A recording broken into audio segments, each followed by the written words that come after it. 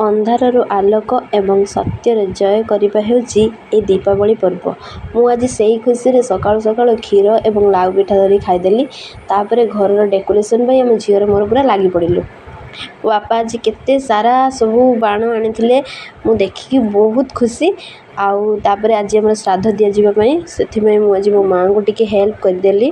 ଦେଖନ୍ତୁ ଆମର ଆଜି କେତେ ସାରା ରୋଷେଇ ହେଇଛି, ମୁଁ ପୁରା ଆନନ୍ଦରେ ବସିକି ଖାଇଦେଲି।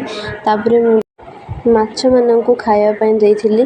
ସବୁଦିନ ମୋ ଜେଜେ ଖାଇବାକୁ ଦିଏ, ଆଜି ମୁଁ ଖାଇବା ପାଇଁ ଦେଉଛି। ଦେଖନ୍ତୁ ଆମେ କେତେ ସୁନ୍ଦର ଭାବରେ ଆମ ଘରଟିକୁ ଡେକୋରେସନ୍ କରିଛୁ। ଆଉ ତାପରେ ଆମେ ଯାଇକି ଚଡ଼ଚଡ଼ି, ଫୁଲଝରି ଆଉ ଢେର ସାରା ବାଣ ଫୁଟେଇଲୁ।